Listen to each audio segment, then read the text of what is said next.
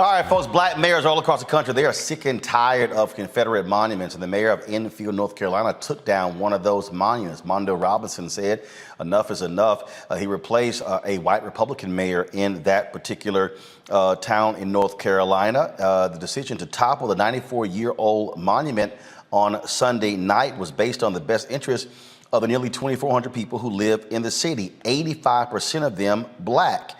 This is what happened.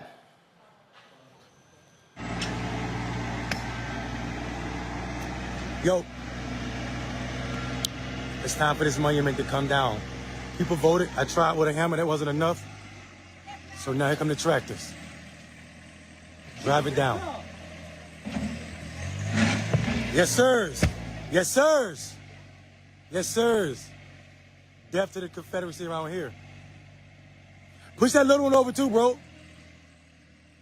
All of it. Not in my town, not on my watch. Not in my town, not on my watch. Not in my town, not on my watch.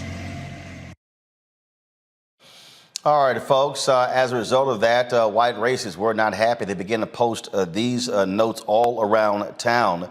Not happy at all. It says, white people of Enfield, you have let a nigger, their word, tyrant, stomp on your white heritage.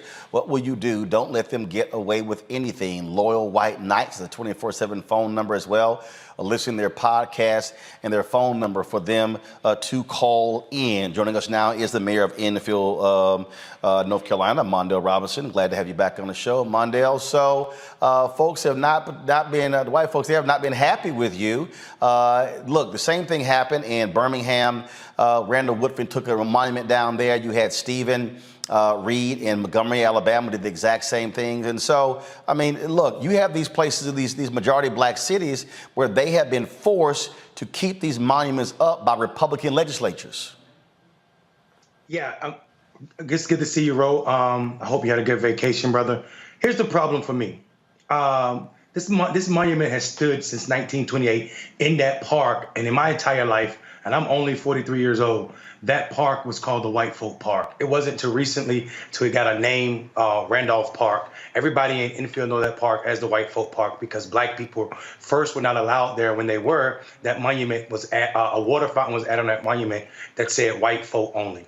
Later in the years, after it was placed there, they etched on the back some ode to other wars. But the main purpose of that Confederate monument, my man, was to remind black people that the Confederacy was still alive. And this is some of the sentiments we've received, not just that leaflet that you saw from the Klan, but some of the emails I've been receiving from white residents and also white people all over this country about the invisible empire and how black people need to understand that the Confederacy has never died and will never die. And I mean, you know, for me, it was a no-brainer. My dad suffers because he was the son of a sharecropper. My grandfather died not even being able to walk. My mother has memories of being sprayed with water hose. And I, deal with PTSD that's definitely associated with the epigenetics. And that PTSD was every time I saw that Confederate monument on the front of that statue, I felt some type of way. This park is less than a block away from my house. And it had to go. So, you know, I'm not going to sit around and talk about it. I'm just going to do it. And whatever the legislature want to do, whatever the SBI want to do, we can deal with that when it's time to deal with that. Now, is there a state law in North Carolina that prohibits Confederate monuments from being taken down or removed without approval from them? So this is the tricky part. There is a statute that was passed 2015 and modified in 2017 in North Carolina that says you cannot you can't permanently move or remove statues that are odes to veterans or that are murals to veterans. But that's if the state own it. There are some exceptions if it's personally owned by a private group like the Daughters of Confederacy or if it's property of a town or a city that state does not want you moving those monuments, but my board voted 4-1 to remove it. So I did that, knowing that we had exceptions. There are exceptions for moving monuments if it poses a public safety or a risk to the public health. And I feel like Black children seeing this monument in the front of swing sets at a park is definitely a threat to their personhood. And I felt that's enough grounds to take it down the way I took it down. And so with this, with that particular statute, in the case of Alabama, there's a fine. There were people who stepped up, paid the fine in Birmingham, paid the fine in Montgomery, and they moved on. What are the repercussions you might face in North Carolina? So here's the tricky part. The SBI is doing the investigation, but when they interviewed me, they told me they were doing the investigation on behalf of Halifax County, the county where Enfield is. The problem with that is there's no client. I mean, there's no plaintiff in this case because the SBI was talking to me about destruction of property, personal property. Well, my town owns that property, so I don't know what destruction they're talking about. Because Enfield is not going to press charges against me. The call to the SBI was actually done by Enfield's police chief because he felt like he didn't like the way I took it down. But he's not a voting member of our board. Our board had already decided that it was going to go. And I told the board to save the town money, I'll take it down myself. And I did just that. So whatever the repercussions is, if it's a fine, if it's a charge, we're going to carry on doing what we do, Roland. You know that. Totally understand. Mondo Robinson, we surely appreciate it. Thanks a lot. Indeed. All right, I'm going to bring in my panel right now. Dr. Mustafa Santiago Ali, former senior advisor for environmental justice at the EPA. Teresa Lundy, principal founder, TML Communications. Demario Solomon Simmons, civil rights attorney, founder, Justice for Greenwood, will be joining us a little later in the show. Look, here's the whole deal here, Teresa. You've got these Republicans who are defenders of the Confederacy. They do not like when Black folks exert their power. They want to control these cities. Now, Republicans love talking about local control, except when Black people are in charge. You're absolutely right. But even the basis of what the Confederacy stood for was about controlling slavery, controlling the rule of law of which Black people were enlisted in. And so, as we think about what the Civil War looked like and, what they were fighting for, part of it was the moral sense of slavery. And so now it's modern day slavery in the midst of having these elected officials still trying to control African Americans, our funding. They come with different laws and, also just try to matriculate different things that really don't have a hold on some of our communities. So it's definitely important that we start to understand and what it looks like, and also the senders of these messages who say they fight against slavery, but yet we keep seeing time and time again when their claws actually hang out for them. And the thing here, Mustafa, it is simple. These Republicans do not want Black folks determining their own fate. They want to force Black residents and Black elected officials to have to keep these Confederate monuments. They want to keep the Confederacy alive, and that is today's Republican Party in Mississippi, in Alabama, in South Carolina, in Georgia, in Arkansas. We could go on and on and on. It is in the South. Yeah, my grandmother says you have power unless you give it away. So we're utilizing our power. We're utilizing our power to make sure that monuments of hate no longer have fertile ground in the 21st century. And we also understand that these monuments of hate also have traumatic impacts in and on our lives. And we are no longer going to carry that trauma by allowing these types of things to be placed and to be viewed inside of our communities. So I'm very, very happy that the mayor moved forward in the way that he did and the decisiveness of the way that he did. And I hope that all of us will also back him up. If there's a fine, we should make sure that the money is raised in a matter of minutes to make sure that that's taken care of. I just get a kick out of the folks, again, who do all they can to defend this nonsense.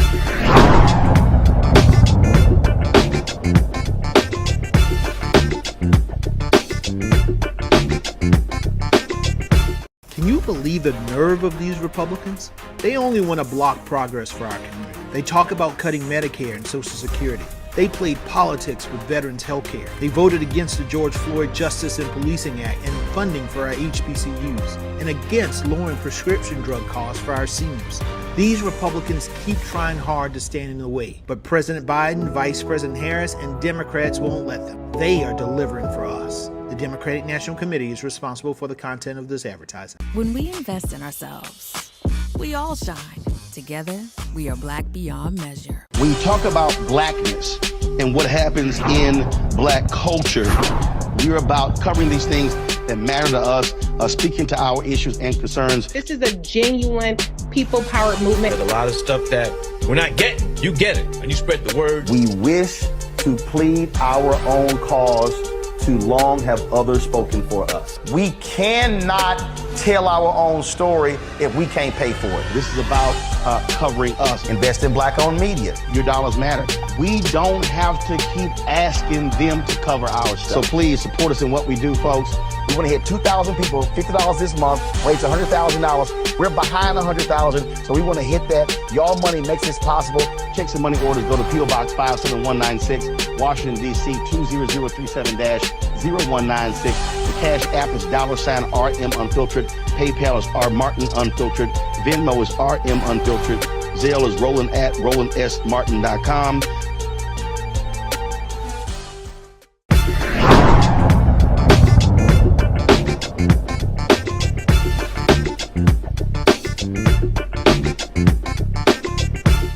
All right, y'all. So over the weekend, some all kind of drama took place with the Florida A&M football team. 26 players were ruled ineligible to play against the North Carolina Tar Heels. They had so few offensive linemen that the coach literally considered canceling the game.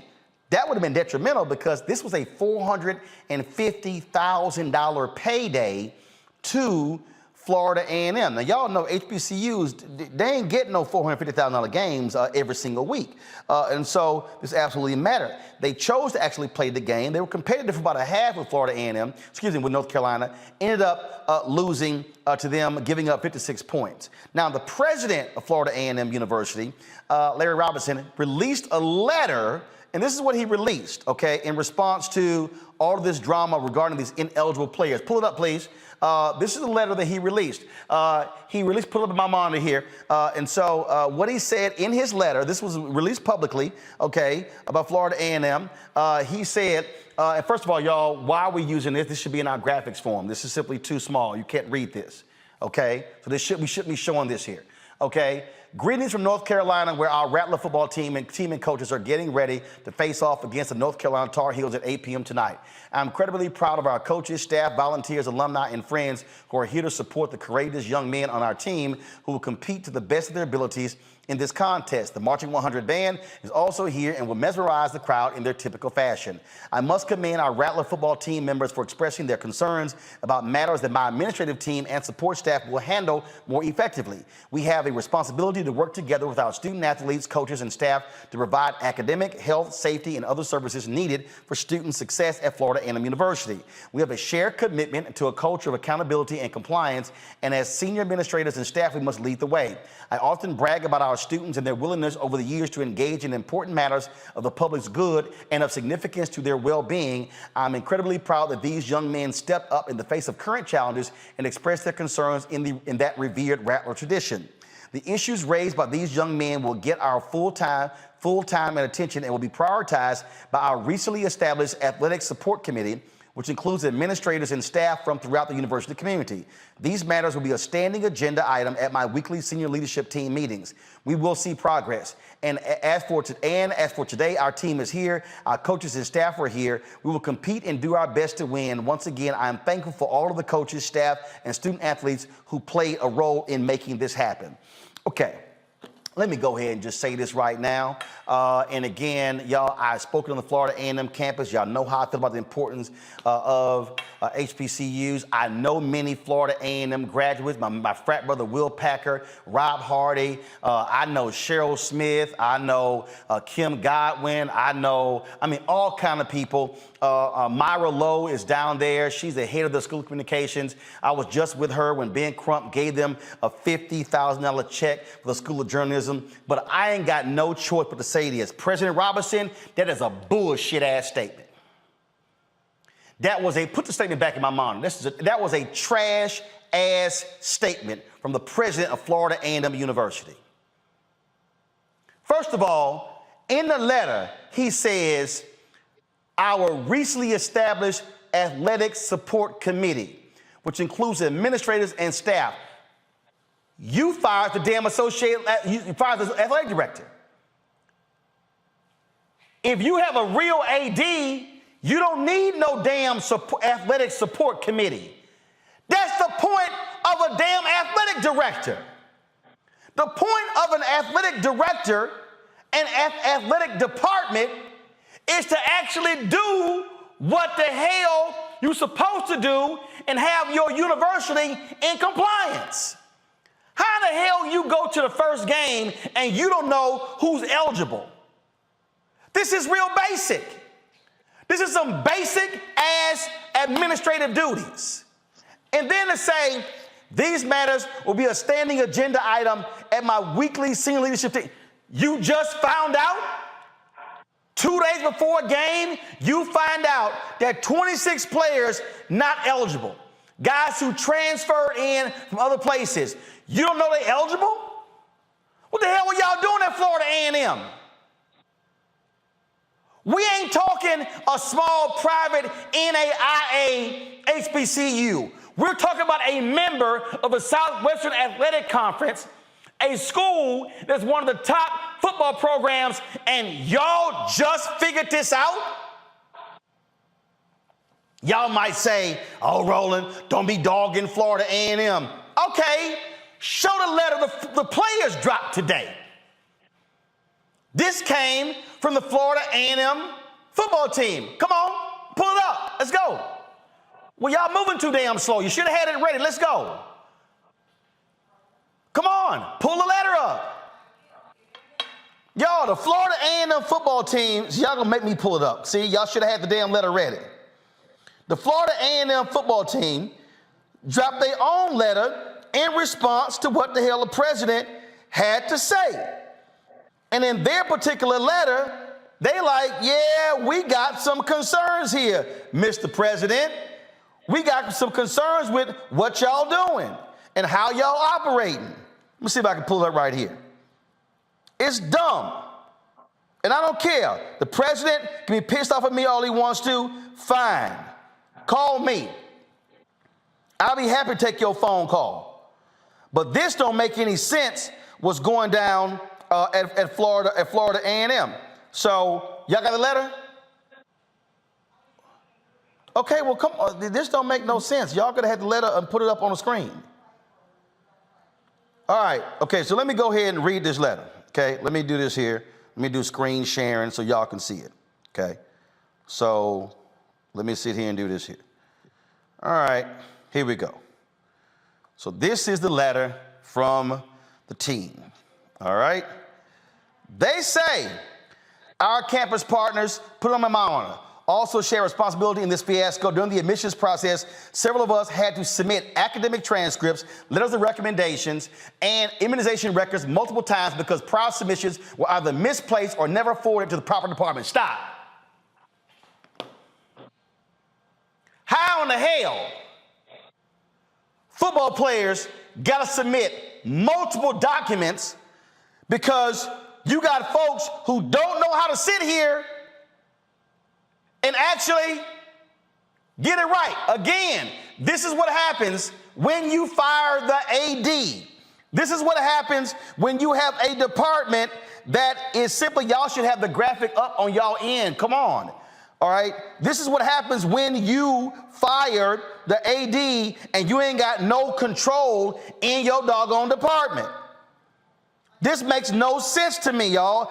I don't understand what the problem is with, I don't understand what's going on with Florida A&M, where you literally have no institutional control and you have no idea what is happening with your own department. Okay, let me zoom in further, pull it back up. Here we go. Currently, we have multiple players, put in my monitor. We have multiple players that are being deemed unable to participate in competition because simple tasks such as changing of majors, conferring of degrees, and the submission of grades have not been completed promptly. That's your administrator's fault, President Robinson. One such player submitted a change of major form on August 10th, and it is yet to be completed by his advisor or department. Is this the fulfillment of our university motto, excellence with caring? Now, y'all spend a lot of time going after that girl who took some butt-naked photos on one of your campus monuments, but you damn sure didn't have this together. Yeah, right. I'm doing damn roll call because this is embarrassing as hell to Florida A&M family. Summer school. Dr. Robinson, because of our athletic obligations in the fall and spring semesters, summer school is vital to the academic success of our team. It is imperative that our scholarships cover at least part-time enrollment for the summer term. Additionally, football games are not won during football season. They are won in the grueling workouts and team activities during winter, spring, and summer months. In the summer of 2021, we were provided tuition of up to 6 credit hours plus room and board. We were able to transform our bodies and develop into a championship caliber team. This summer, your administration, y'all, they're talking to the president of Florida A&M. This summer, your administration decided not to provide housing or meals for us during summer school. Now, how in the hell you got a football team and they ain't got no damn meals and nowhere to live? This decision has had detrimental effects on our preparation for the 2022 season. Many of us were not able to maintain or increase body weights because of a lack of nutrition. Y'all, we talking football. Your ass gotta maintain strict. Most of us found minimum wage employment, but because of educational and athletic obligations, we were unable to work enough hours to fully provide for our needs. Do you think the same conditions are placed on the players at the University of North Carolina or Jackson State? You claim to support us, but I'm gonna pull it up. Pull up the next page, y'all. You claim to support us. If I can pull it, there we go. Here we go. You claim to support us. Support is much more than cheering for us during games or offering a few kind words after a big victory. That press release you sent out, President Robinson, that's what they're talking about. We are in the midst of the search for the next athletic director at FAMU. It was very disheartening that there is no student-athlete representation on the 18-member search committee, nor were there any discussions held with us regarding the characteristics or qualifications of our next leader. Oh, by the way, when they fired the AD, he got a job that quick as the number 2 at Tulane University. In contrast, every elected Student Government Association president is seated on the university's board of trustees. It is important that students' voices are considered in shaping the future of this institution. Concerning the next athletic director, it is our belief that the individual selected should have extensive administrative experience from successful NCAA member institutions and efficient organizational structure model to address current existing personnel deficits and a proven track record of successful fundraising. The same athletic department that had, if I'm correct, and Scotty, you correct me if I'm wrong, he's going to be next, that had what, 6 in 10 years? 6 ADs in 10 years? Yeah, we're going to discuss that next. The idea of placing a person in the position because ties to FAMU is not appealing to us at all. We need fresh ideas and innovation to achieve the level of excellence that FAMU athletics is capable of. Underappreciation. Dr. Robinson, the NCAA allows players to receive 4 tickets for all games in which we participate. That has been the standard since we arrived at FAMU. Last week, we were informed that the current athletic administration had reduced the number of tickets that we will receive from 4 to 2. So your ass can't feed them. You can't house them. Now you're reducing tickets. This decision left our family and friends who had already made arrangements to travel to Chapel Hill scrambling to purchase expensive tickets to see us play. That's how you treat your football players, President Robinson? Our family and support systems should not be burdened in this manner. The vast majority of them incur hotel and travel expenses, and the facilitation of game tickets should require minimal effort from our athletic administration. Is that the last part of that statement?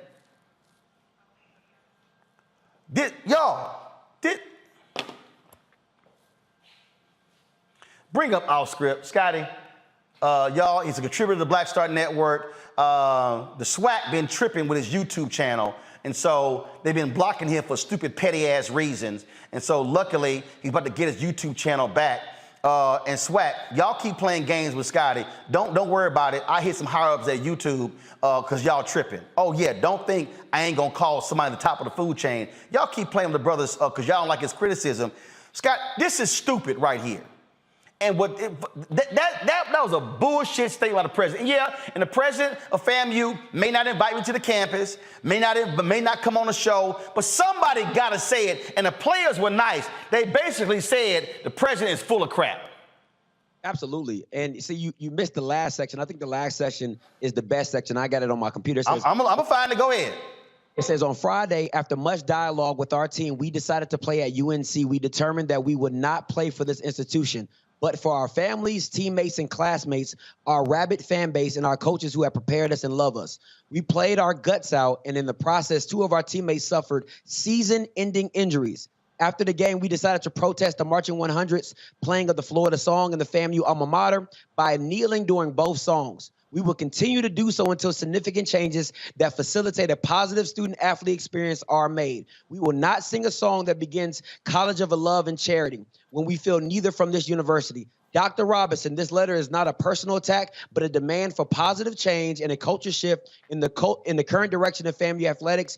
We came to FAMU to better our lives, and we are expressing concerns about impediments to the goal. We are not interested in the further empty dialogue with you and your staff. We want changes made now. We have given our bodies and shed blood, sweat, and tears on behalf of the institution. It's time for FAMU to reciprocate the love. No, this is what happens when you run off an athletic director who balanced your books, was making improvements, and you fire him for some silly-ass reason that we all know is BS, and they've yet to explain to the public, and now you running around. That's like trying to sit here and we're going to do Roland's show and run Roland Network without Roland. But he control the money, he control everything, but we're going to do this without him. No, you can't do that. And for the president to act like, oh my God, I just found out what's going on. This is an abdication of leadership. And it gets worse than that, Ro, because I don't even know if you've seen the updates that's been coming along. So some of the FAMU players have actually gone and got a lawyer, and the lawyer went out and put it on Twitter. The lawyer's name is Tom Mars at Tom Mars Law. He says, 2 FAMU players retained me yesterday to help FAMU seek a reconsideration for the NCAA regarding their eligibility.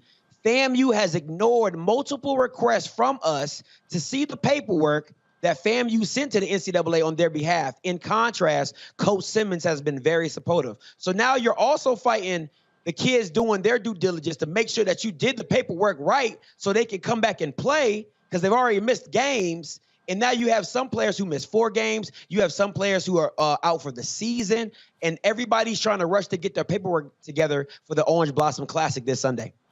And to your point, this Tom Mars, what he laid out was he said that he was indeed hired. He said, look at this, y'all. Look at this here. He said, incredible mismanagement by FAMU. Most, if not all, of these players followed the direction of their advisor to the letter. If the NCAA needs a pound of flesh, they should take it from FAMU and let these guys play. And you have leadership who's acting like, and then praising them. Oh, the band's here. We ready to play. Oh, my goodness. We all ready. Hey, dog, This was no time for some cute-ass little statement. Absolutely. And what makes it even worse and what people have to really realize is the kids actually did it for the school, because even though they say the fans, if you break a buyout, if you break a contract where a school is supposed to pay you $450,000 on the day of the game, I believe the return penalty was that FAMU would have had to pay North Carolina $500,000 just for them missing that game. So in return, they saved FAMU a big check that they could not cash if they didn't play the game. And here's the deal. Those players did not have to play that game. They could have said, we ain't playing. And now FAMU had to cough that money up. So you're right. The players saved FAMU's ass. And you're not seeing the reciprocity coming back to FAMU players. I've had conversations with some FAMU players to where they're saying they're bunking up with other teammates. They're bunking up with females at the dorms. They're not allowed in the cabs sometimes because they don't have money for food and things like that unless the coaches are with them. And you know, a lot of people talk about, oh, you need to come back to HBCUs and do it for the culture, but you have kids that are currently on campus sacrificing their dignity, sacrificing their ability to play at other schools just to stay at FAMU and to deal with all these things going on. And you can't have a president that's not standing up for his players and his football players, letting them just lay with the wolves or just feeding for themselves. It's just ridiculous. Y'all, look, I know Julian had to go. Call her back because I really need, she was the president of Bennett. I just need her just to weigh in as a former HBCU president. Makongo is there, Renita is there. Makongo, this is an abomination. That statement from President Robinson, that is not leadership. Look, everybody knows you, Roland. You always say if you do good, I'm going to talk about you. If you do bad, I'm going to talk about you. Either way, I'm talking about you. And this is, I mean, goodness gracious. This is a lack of leadership once again, on every level. And schools are supposed to be places where they are creating leaders of the future. They are not only jeopardizing these men's athletic careers, they're jeopardizing their academic careers and their future professional careers. These brothers are going to have to spend time probably going back to summer school, taking extra classes, probably going to have to take more jobs. We don't know what's going on with any of their type of financial aid or loan or grant status as players. He is potentially destroying the lives of these men for years to come. And we already have issues enough with HBCUs as it relates to getting them the funding that they need and the respect that they need and that they fight for every single day with real leaders and real athletic directors and real presidents who are busting their behinds every day for our young people. And this is a failure at every juncture. And I'm so glad you played the letter of the students, because without that, so many people are just going to go by what President Robinson is saying and say, oh, well, these kids should be thankful just to get an education and they're working with them. No, he's destroying their future, and this is disgraceful. We talked about what BYU did on the other side with the racism and everything, but this is homegrown ineptitude that's coming from our own people that is destroying the lives of these brothers, and I commend them for standing up. And as you said, as off script, they could have cost FAMU $500,000 by not showing up, but they're still there, still showing the character, still showing the spirit, still showing up for the school, showing up for their family, showing up for their community, and they can't even get the proper housing and the meals. This is disgraceful. The athletic director should still be there, and this president has to go. Hey, Scotty, here's the whole deal. People forget that the Grambling football team protested years ago to conditions on that particular campus. The Florida A&M band should say, ain't gonna be no halftime unless you fix what's happening with the football team. This is where you gotta have allies saying, no, business ain't gonna be business as usual. And this is where, and Florida A&M is also a state school. Where in the hell is the Florida Black Caucus? Where the legislator is saying, hey, what's happening here is wrong. This is utterly ridiculous. And for the players to be complaining about not having housing and no food, man, give me a damn break.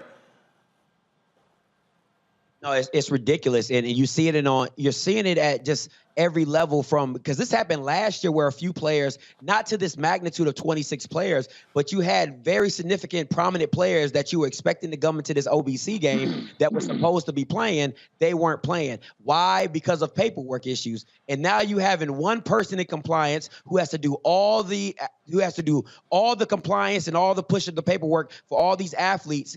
But to me, they'll say, well, we're underfunded, under-resourced, but you still cashing checks. You still getting paid on the 1st and 15th. So you're okay to spend the money, but you're not doing the work that's required to get the check. So something has to give. You either have to come out and ask for help publicly and say, hey, FAMU is leaving me without the resources to do right by these kids, because you being in silence to me just says that you're adding to the problem. You're just hiding it and hoping you wouldn't get caught, but you got caught. And Roland, here's the deal. These HBCU students ain't playing. We saw protests at Howard University over dorms. We saw it happening down there in Atlanta. We see it happening at Lincoln University. Tennessee State, not Lincoln University. Tennessee State over housing. These folks will go to social media and call your ass out. They ain't playing that whole game. Yo, don't criticize us because you'll make us look bad. No, you're making yourself look bad. No, this is terrible. It's egregious, and it's also unbelievable. And the reason I say it's unbelievable is because we all know that HBCUs are struggling, usually struggling financially, but some of these problems are not even about money. That's what's so unbelievable. It's like they could just do better. And it's just such bad timing, too, when you've got now unprecedented attention towards HBCU athletics with everything that Deion Sanders has done. Like, this is the wrong time for all this. And so, like Amakambo was talking, he was saying that, they're really ruining their lives. I was thinking the same thing, because they could have gone to a white university and been treated this poor. Like, this is it's just unbelievable. And it's embarrassing. And as somebody who grew up in Florida, I just absolutely hate to see that this has happened to FAMU, because FAMU is a well-loved HBCU. It's important to the state. It's important to our culture. I mean, it's just unbelievable, and it's unacceptable. Hey, Scott, I'm gonna give the final word, but I'm gonna say this here. President Robinson, you need to come on this show. You need to sit down. Don't just try to, he needs to do a live stream where he is addressing these issues, when he's addressing these football players, and what he should be saying, what that little weak-ass press release should have said is, I've told my administrators you got 72 hours to fix the problem. Not, oh, this is gonna be on my agenda at my weekly meeting. First of all, that's you saying, we're gonna let this thing continue for weeks on end. Nah, from the football players, ain't no game. Ain't no game. Ban, we ain't playing. Shut it down, send that kind of message to the administration. That's a tough one, because you had top players who Isaiah Lands, the BJ Bowlers, that have NFL draft stock that were not allowed to play in the UNC game. And we know what happens when you do well against a FBS program. The Jacoby Durants, the Darius Leonards, you get looked at differently and you get picked up prospectively.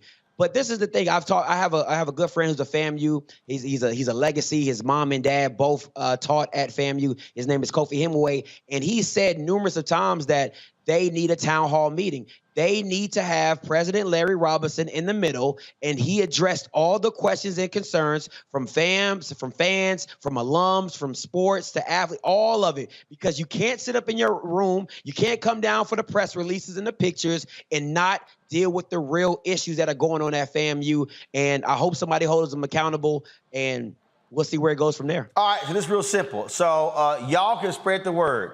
Florida A&M football team and students, I will bring Roland Martin Unfiltered down to Tallahassee and host that town hall. We will live stream that town hall. Not only to our platform, we'll send to the Florida A&M YouTube channel, their Facebook page, to the alumni page as well. So if y'all the football team, if y'all want to do that town hall, y'all give me a call. Email is roland@rolandsmartin.com. I will bring this show down, and we will actually do that and take every question. The president should stand there unless you show up. All you gotta do is call. That's what's up. I'm gonna definitely clip that, and I'm gonna put it all over my YouTube. They definitely gonna make that happen. And that's what happens when you own your shit. Simple as that. Scotty, y'all, subscribe to All the Scripts YouTube channel, please. Let's get those numbers up. Scotty, I appreciate it, man. Thanks a lot.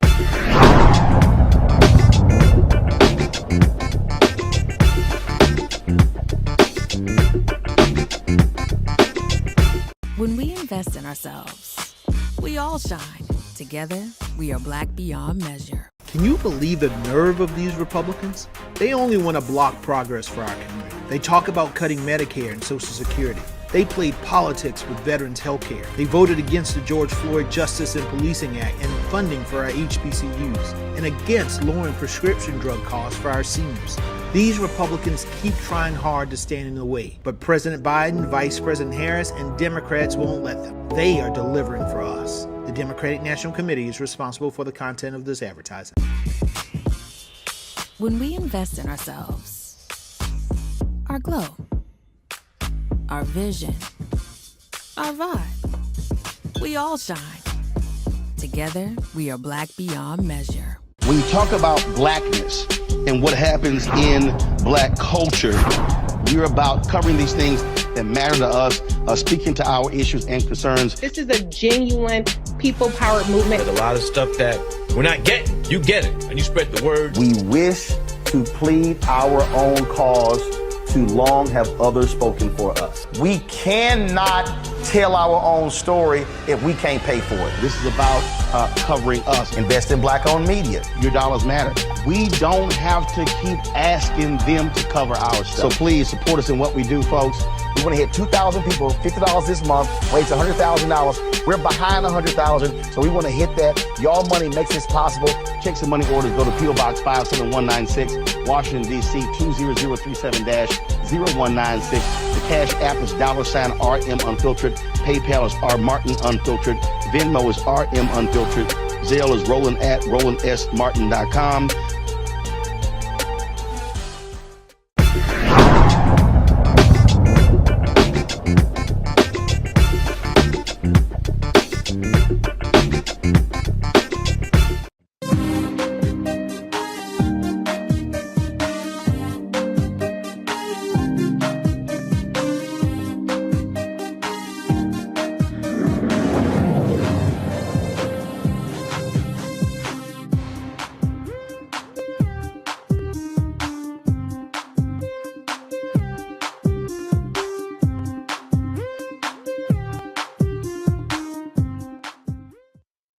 All right, okay, come on. I don't know what.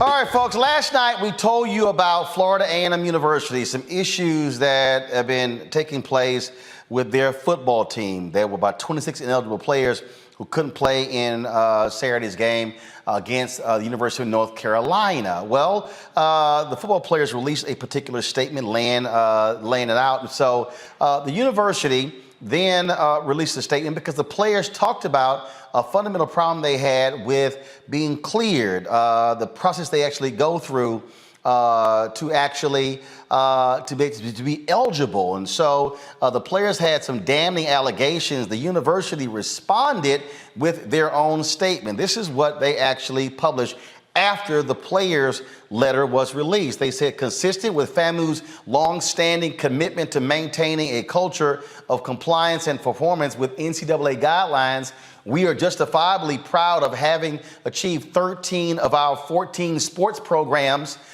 fully meeting the academic progress rate requirements per the NCAA's November 2021 APR report, in spite of rumors and misinformation to the contrary. Our compliance team, which includes partners from compliance, athletics, academic affairs, and student affairs, has been working diligently with athletics since fall of 2021 to implement plans for the remaining non-compliant program to meet the required APR score and join the others so that 100% compliance is achieved. Okay.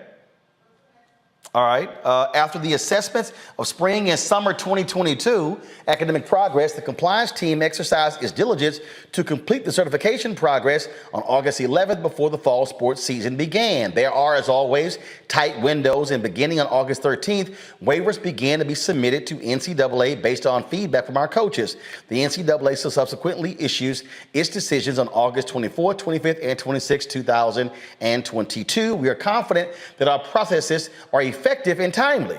We will continue to monitor our efforts in this regard and to pursue all avenues to provide an excellent student experience to every athlete. FAMU is committed to upholding high standards and high rigorous adherence to NCAA guidelines. That's interesting because the attorney for their star player, the top player in all of FCS, blasted them today. This tweet went out to the public today that laid out problems. This player, who's a star linebacker, he was suspended for 4 games by the NCAA. 4 games by the NCAA, y'all. And so if we can pull the tweet up, please. 4 games, y'all. Now, according to the lawyer says that he has information that the player was misadvised. This is what it says. Noted attorney Tom Mars tells ESPN he has signed documentation that FAMU star Isaiah Land, the best defensive player in the FCS last year, was advised to take the wrong number of courses this summer. That led to his ineligibility and eventual 4-game NCAA suspension. So here you got FAMU saying, oh no, our system is great and wonderful. We're doing everything good. Well, how in the hell is your star player suspended for 4 games? How? It's your star player. You would think out of all the people you want to have cleared, it's your star player. Now, after last night's report, now the Florida A&M band has been reaching out to me saying they're being treated worse than the football team. But they've said is they've had problems with members being cleared. I heard from several band members and folks who work with the band who say they have the issue every year. One person said that the upperclassmen have figured the system out, saying they have awful advisors and they are having to teach the freshmen and sophomores what classes to take in order to graduate. Huh? Really? Not only that, here you got the Marching 100, which is like the premier. Let's just be honest. The band is bigger than the football team, the basketball team, every other sports team.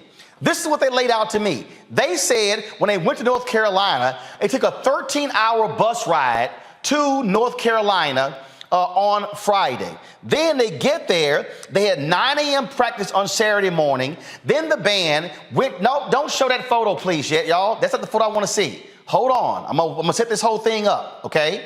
Then they had a 9 a.m. practice, okay? Then they had some other events to attend to. Then they go to the game, perform at the game, perform after the game. Then they said, here they are, tired, sweaty, hungry. They don't go back to the hotel, they have to check out. They literally are changing clothes on the bus.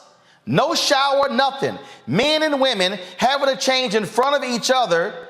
And then they said, when it came time to eat, this is what happened. They had ate at a rest stop, boxed lunches, cold food. Now show it, please.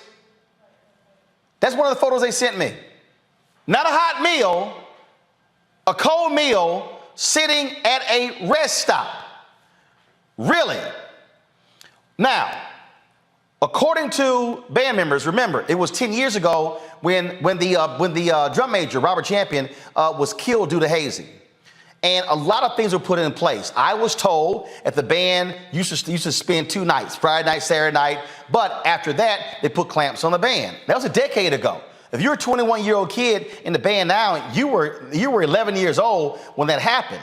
And so why are you putting your premier institution, your face of your institution, going through that? How in the world are you not giving them hot meals? How in the world are they having to perform multiple times to recruit, do all those things, and then got to get back on a bus and travel 13 hours? This is what I was also told about folks there, that for the last couple of years, they've complained, and the president's made clear, y'all keep complaining, then we gonna shut you down. Not only that, I was told that some of the students had housing issues when they got back from North Carolina, that they were locked out of their dorms and they had to sleep in the band room. Apparently, Florida A&M has a housing issue with mold and some other issues. 200 to 300 students have had to live in hotel rooms as a result. I'm trying to understand, really? Is that how you're actually treating the individuals? Now, one of the things that's also interesting here is that I was told that President Robinson would not sit down with members of the band to address this issue or the Board of Trustees. This is one of the quotes. The football team gets treated better than the band. We have to do parades before the game. Sometimes they give us an apple and a sandwich. Everybody knows what is going on. This is crazy. This is another quote. Every year we lose a lot of band members. We've learned to work the system ourselves. Our advisors are incompetent. Our advisors are incompetent. Really? Now, this is what stood out to me. A person tells me, the best meal I've gotten since I've been in the band is a Chick-fil-A meal. That's the best meal that I've gotten. I was told the music building is in complete disrepair and the university has not done anything to fix it, mold issues and others. Folks, seriously, Florida A&M, what in the hell are you doing with your premier face of your institution? And I get resources in that, but ain't no way in hell the band should be eating a box meal. No, you have to figure out how to get it done. Now, 280 members of the band, 20 support staff. When they tell me that you have women who have monthly periods and they don't have any privacy, they can't even deal with their own issues, and they got to figure it out in terms of going to bathrooms and stuff. How in the world are you running a band like this? President Robinson and your administration, and we've invited them on the show, and they politely declined. We also called the Board of Trustees. They declined. We also called Congresswoman Frederica Wilson and Congressman Al Lawson's office as well. But I'm telling you right now, somebody at Florida A&M needs to step the hell up and answer to what is going on. Are you having these fundamental problems with your football team? Are you having the problems with your band? How in the world is the lawyer for this player saying he has documentation? He was simply given the wrong advice. What the hell kind of counselors do you have where you give your star player the wrong advice? How many people do you have handling, giving the advice to the players? One? I was told the band has one person who deals with them when it comes to their classes. One person dealing with 300 people on what classes to take? I'm thoroughly confused. Now, I've already got some people hitting me up saying, oh man, ain't our dirty laundry. Guess what? If your shit wasn't dirty, it wouldn't be aired. And so what I'm sick and tired of black people acting as if we can't demand more of HBCUs, of black churches, of black organizations, or we would say, oh man, we shouldn't talk about it. No, if you take care of your damn business, we would not be talking about you this way. We'll be talking about the good things that you're doing and what is happening. We have got to stop trying to gloss over bullshit by saying, oh, but look at the great things that we do. No, take care of this. There is no way in the world the Marching 100 should be eating box lunches. There's no way in the world you should be in the band and you're performing all damn day on Saturday and you're going here and here and here and go to the game, heavy uniforms, and you can't even take a shower. Who the hell wants to be funky as hell riding a damn bus for 13 hours? Are you serious? No. Florida A&M, you should be in a situation where they leave the band, they leave the game, go back to the hotel, and they're in a situation where they are able to rest, to shower, and to eat hot meals.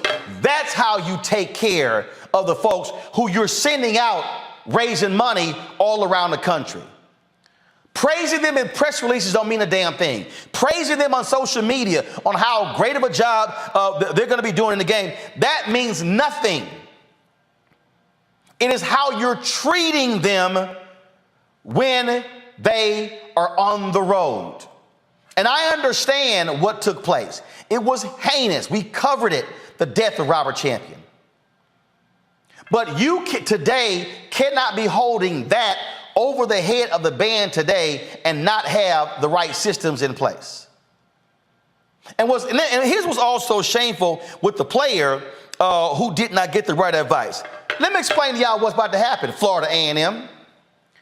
Ain't no black parent going to allow their star athlete to leave a major program to come to your school if you can't even give them the right guidance on what classes to take. This is a star linebacker who's trying to get to the NFL. Let me explain to y'all how this works. Mario, he knows this. When you are Florida A&M and you play a major game against North Carolina, the scouts are measuring you based upon the competition at North Carolina. When he can't play in a game against North Carolina, y'all are hurting his future in the NFL. And so by doing this, you are hurting future stars transferring to Florida A&M and Jackson State and Bethune-Cookman and to Alabama State and the TSU and the Prairie View and the Grambling. Y'all, I don't want to hear shit about white folks. These are black administrators who are not doing their job. And this is what happens when you fire the AD who balanced your budget and you still haven't explained why you fired him. But we know where he's at. He's a number 2 at Tulane. Now, ain't that interesting? He's a number 2 at Tulane, but he got fired as AD at Florida A&M. Y'all have heard me say this again, and I'm going to keep saying it. I am sick and tired of black institutions talking about, oh, how we're surviving. We must be having thriving conversations. And see, oh, I heard all that bullshit. You went to the white school. Hey, it ain't my fault I went to Jack Yates High School and Texas Southern University was right across the street and they had a school of communications and I was a number 1 student in my high school in school of communications and they never recruited me. Prairie View, 50 miles down the road, never recruited me. So you damn right I followed the money at Texas A&M. But what we need to understand is I need folk to stop sitting here saying, send your kid to a HBCU. You got to handle your business if you want our kids to go. And so President Robinson, stop addressing the issue in press releases. Answer the question, is your band being treated this way?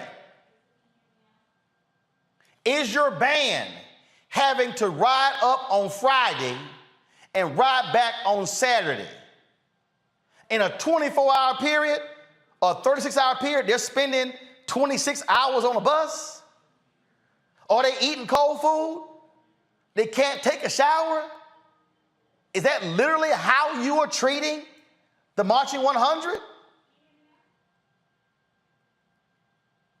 Somebody needs to answer this. Somebody needs to confront, and don't say, oh, I'm putting it to the top of my agenda. This is going to be a part of our weekly report. No. Leadership says we're getting this fixed in the next 72 hours. Because I'm telling you right now, y'all, I can guarantee you future stars will give second thoughts to coming to Florida A&M. Because if they say, y'all ain't taking care of the players now, why in the hell am I going to go? Why am I going to show up on the campus? This is what happens when you don't take care of your business and it goes public. And trust me, I know some of y'all gonna be sitting here, hitting me up. Oh man, you had to go that hard. I can tell y'all right now, I was in the band in high school. I can't stand cold ass food today. You think I'm going to sit here and march my ass around all damn day at multiple events, then play and march in the game, and all you got for me is a box lunch after the game? You done lost your damn mind. That's not how you are to treat your student body. Florida A&M, President Thompson, do better. Bring my panel in right now. DeMar, I want to start with you. You played at Oklahoma. I'm not even going to remotely compare Power 5, the HBCUs. We know the money is totally different, but I'm sorry. Florida A&M, you can do better than a damn box lunch for your band. DeMario? Things work with a band deal. There you go. You hear me? There you go. All right, deal. I don't know how it works with a band. This is what I would say, because I don't know much about this outside of what you've stated. I think it's a problem just generally for HBCUs to, and Deion Sanders talked about this, when you take a team, you have to be on a bus for 13 hours somewhere. I don't think you should take those type of trips in 2022. You know, in 1975 or 1955, maybe. But in today's world, you should be playing in places that are either you can afford to fly there, or you play in a vicinity where it could be no more than an 8-hour bus driving, because that is taxing on anybody. I don't care who you are. And if it's facts that they had to spend 13 hours in a van, not get a shower, not have hot food, that is pretty egregious and atrocious, and something that should be rectified very, very quickly. Again, I don't know those facts, if that's 100% accurate, but if it is, that is something that needs to be rectified completely. I talked to multiple sources that are with the Florida A&M band who told me direct. They took a 13-hour bus ride from Tallahassee to Chapel Hill on Friday, got there, had a 9 a.m. practice on Saturday morning with the UNC band, then had a couple of performances for the band, then went to the game, and then when the game was over, they had to then board the buses, undress on the bus out of their band uniforms into their other clothes, and then they took a 13-hour ride back home. So what I was going to say, with all of those facts, I think Florida A&M, not only are they going to be reeling from what you stated tonight, but they may have some legal issues. So, you know, I like to talk about the legal issues. I mean, you might have some Title IX issues because you having these females have to be dressed in front of males and vice versa. You can have some negligent issues. People could get sick by that type of activity. And so I think they have a lot of things that they need to pull together their full leadership team, the executive team, sit down and get this issue rectified. Period, point blank. It should not be the same thing for next weekend wherever they go play. That's number one. Number two, I don't think any HBCU should be playing these games where you're going, you don't have the proper resources. You're going to go to a big Power 5 school. Your team is going to get embarrassed and slaughtered on the field. And then your support staff have to be on the buses for 12, 14, 16 hours. That sounds like a bad high school scenario back when I played, and I graduated high school in 1994. So I hope this gets rectified both from a political standpoint, a practical standpoint, and from a legal standpoint. Look, the thing for me here, Mustafa, and again, it trips me out when people say, man, you should be bringing this stuff up. Well, don't screw it up. The reality is, this is what Ida B. Wells said, the way to right wrongs is to turn the light of truth upon them. That's the whole point. This is called light. Yeah. You know, my daddy used to say, don't tell me you love me, show me you love me. You show me you love me by investing in me. So when we're talking about these student athletes, you know, and the band members, you know, are you willing to put the infrastructure and the systems in place to make sure that I stay in compliance and make sure that I have the classes that I need? Because I am your ambassador. I am the one that many community members engage with and see. So if you love me, then invest in me. You know, invest in also making sure that you see my humanity and that you're willing to make sure that I have the sustenance that's necessary for me to be able to operate on a high level. That's both if I'm an athlete or if I'm in the band. So it sounds like, you know, the FAMU has some significant work that they need to do in making the investments to show that they truly love both the band members and their athletes. And look, this is the video right here. The band put up. This is the video on their channel, and you see this. These are the buses they're riding in, and I get it. You're riding those buses. Let me show you at the top of the video. And look, I get it. But the bottom line is this here, man. Look, you are taxing these students. Right. That's the thing that people need to understand. And see, we know. Those of us who've spoken on the campuses of HBCUs, we know how much time they put in. The folks told me in the band, they told me point blank that we have to recruit. We recruit when we go to these places. They send us, they say we might come into a city as a battle of the bands on Friday night. We get to the hotel at 1 o'clock in the morning. We got to be early to be dressed to get to the events. We might have 2 or 3 events in a particular day. Plus the game. And so this is the thing here. And here's a perfect example. This right here was a Pepsi ad. Where the band was in the ad. I dare ask the question: how much was FAMU paid for that ad? Was it fair market value? Okay, I saw the FAMU band in Louis Vuitton fashion show. I wonder how much that multi-billion-dollar company paid for them. This is what I'm saying. And y'all have heard me say this, and I'm gonna say this over and over again, and I'm gonna say it loud and clear.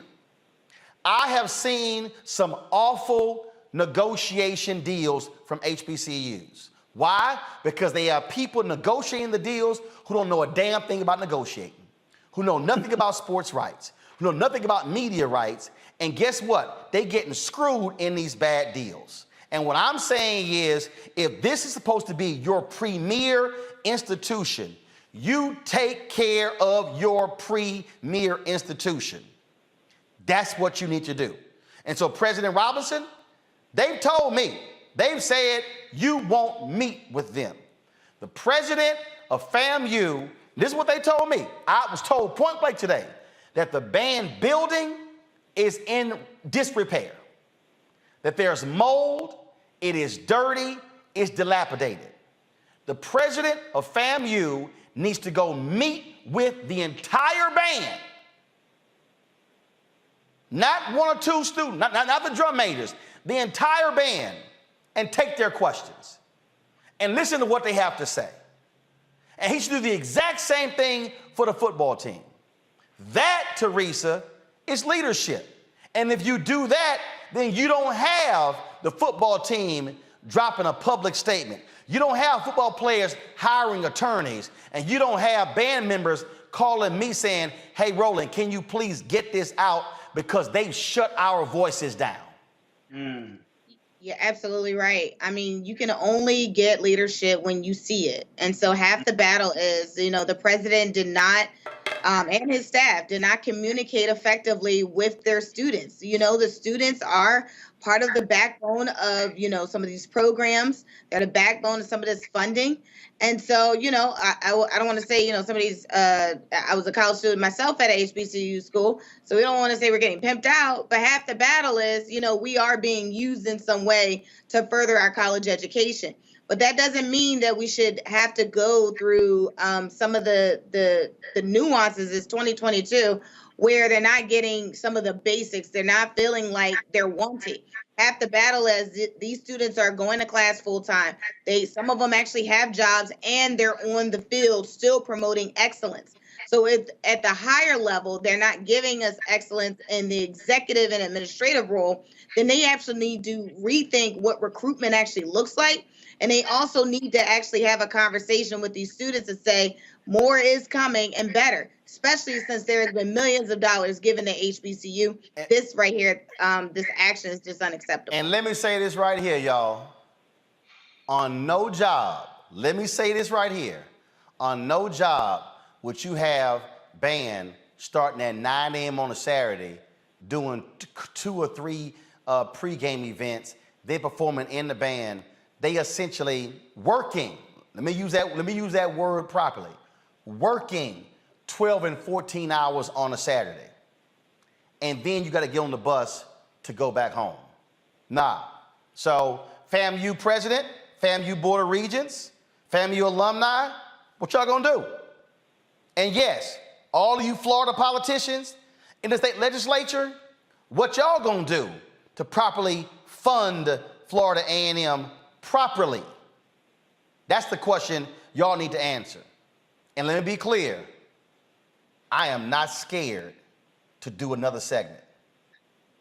I'll do a Florida A&M segment every day until we get answers. That's a promise. And any other HBCU out there, you doing students wrong, guess what? I'm gonna hit you too. Because if I don't accept less than excellent on this show, do you actually think I'm going to accept it in other black institutions? Hell to the no. All right, folks, back to our Roland Mark Unfiltered video in just one moment. When we invest in ourselves, we're investing in what's next for all of us.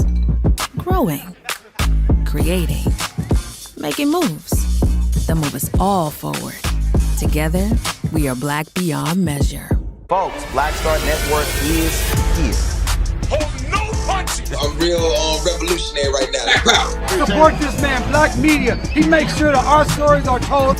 Thank you for being the voice of Black America, Roland. Stay black. I love y'all. All momentum we have now, we have to keep this going. The video looks phenomenal. See, this difference between Black Star Network and black-owned media and something like CNN. You can't be black-owned media and be scared. It's time to be smart. Bring your eyeballs home. You dig?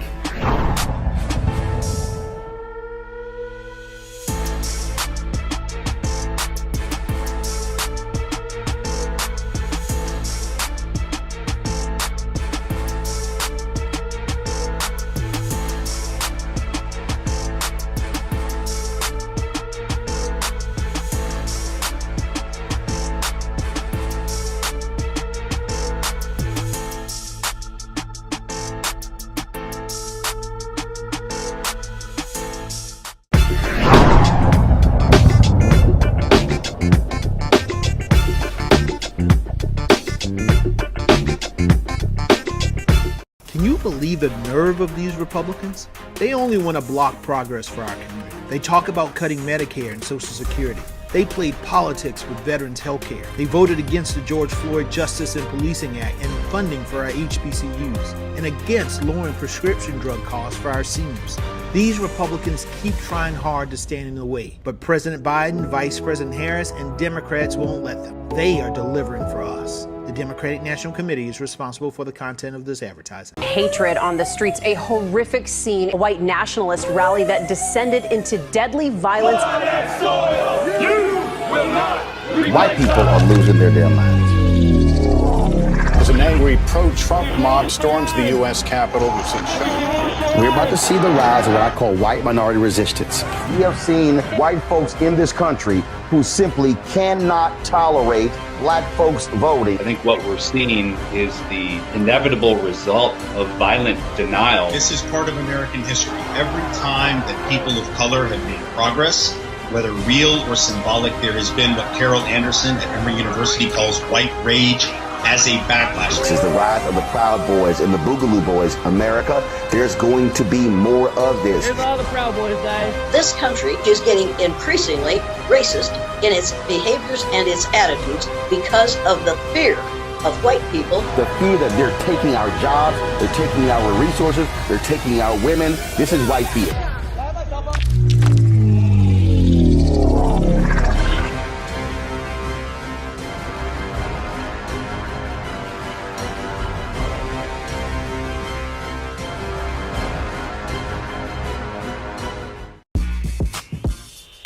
When we invest in ourselves, our glow, our vision, our vibe, we all shine. Together, we are Black beyond measure. When you talk about blackness and what happens in black culture, we're about covering these things that matter to us, speaking to our issues and concerns. This is a genuine people-powered movement. There's a lot of stuff that we're not getting. You get it, and you spread the word. We wish to plead our own cause. Too long have others spoken for us. We cannot tell our own story if we can't pay for it. This is about covering us. Invest in black-owned media. Your dollars matter. We don't have to keep asking them to cover our stuff. So please support us in what we do, folks. We want to hit 2,000 people, $50 this month, raise $100,000. We're behind 100,000, so we want to hit that. Y'all money makes this possible. Checks and money orders go to P.O. Box 57196, Washington, D.C. 20037-0196. The Cash App is $RM Unfiltered. PayPal is R Martin Unfiltered. Venmo is RM Unfiltered. Zelle is Roland at RolandSMartin.com. When we invest in ourselves, we're investing in what's next for all of us. Growing, creating, making moves that move us all forward. Together, we are Black beyond measure.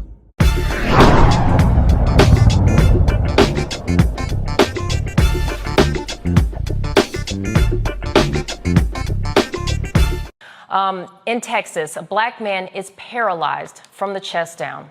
Christopher Shaw's attorney says that a Beaumont police officer flipped him into the air and then body slammed him head first on a concrete floor. We are joined by Christopher Shaw's attorney, Chance Lynch. Mr. Lynch, how did Christopher end up in this situation?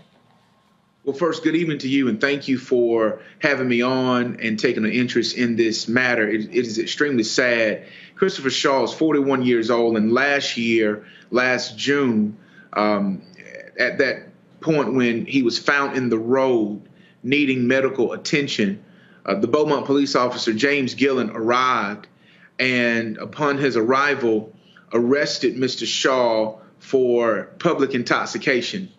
Mr. Shaw was able to identify himself, speak and say who he was and where he was from, and he was still placed in arrest with his hands behind his back, handcuffed behind his back and placed into the patrol car. Once he was arrested, he was taken to Baptist Hospital, and there they completed a very brief evaluation to see if he was cleared to be able to be booked inside of the Jefferson County Jail. Subsequently, they cleared him. He arrived at the Jefferson County Jail, and once he was taken inside the bookend area by Officer Gillen, the surveillance video inside that bookend area showed where Mr. Shaw was placed against a half-glass wall with officer and deputies from the Jefferson County Jail on each side of him and in front of him, while the arresting officer, James Gillen, walked about. There was some apparently exchange of words, and you can see on the video where the officer threw what he was holding to the side, and he snatched Mr. Shaw out of the care, custody, and control of those deputies. He placed him in, it appeared to be almost like a chokehold, and flipped him over in the air, causing him to land on his head. When we saw that video, we thought that Mr. Shaw had died. His body went limp, and he stayed there in that position. And we saw blood coming from his head due to a laceration with him hitting his head on that concrete floor. Officer Gillen also fell on top of him. So Mr. Shaw was about half his size, flipped over in the air again with his hands cuffed behind his back, unable to control the fall or to break the fall or even brace himself. And the officer fell on top of him, causing a laceration on his head. He stayed unconscious for a number of seconds or minutes. They called the ambulance. They took him back to Baptist Hospital, and the officer who assaulted him, or the officer who flipped him over, should I say, let me correct myself, the officer who flipped him over, that's the best terminology to use. He was the one who was his spokesperson for the medical provision that he needed and the medical treatment. He spoke on behalf of Mr. Shaw. After a very brief evaluation from the medical staff there, he was released to go back to Jefferson County Jail. When he arrived back at Jefferson County Jail, on the surveillance video, you will see that Mr. Shaw is accompanied by the arresting officer and an assisting officer officer. One of those officers is shown literally holding up Mr. Shaw's legs because Mr. Shaw was not able to control his extremities. He was holding up his legs so his legs would not drag the ground. Once he got inside the bookend area, you'll see that Mr. Shaw was sitting in a bizarre fashion, abnormal to any person who was sitting in a wheelchair, unable to lift his head and control his extremities even the more. In fact, staff from the Jefferson County Jail had to hold up his body so that they could change him out into prison and jail attire. He was placed into a cell where he subsequently ended up on the floor, and he repeatedly asked for medical attention while the staff in the jail and court health, one of the nurses looked at him and simply said, "I'm not going to help you until you help yourself." His breathing became labored and he almost died. Mr. Shaw states that his breathing became labored and he told the nurse on staff who refused to help him that he was going to die on her watch. Here's the thing. Mr. Shaw laid there on that floor, unable to move for more than 18 and 19 hours in his own feces and his own urine. And finally, the ambulance was called. He was taken to St. Christopher's Hospital where they did an evaluation and discovered that Mr. Shaw's spine had been severed in several places and he was paralyzed from the chest down. To date, he still cannot stand. He cannot walk. He's in need of consistent assistance. He cannot bathe and eat on his own. Mr. Shaw's life has been completely changed.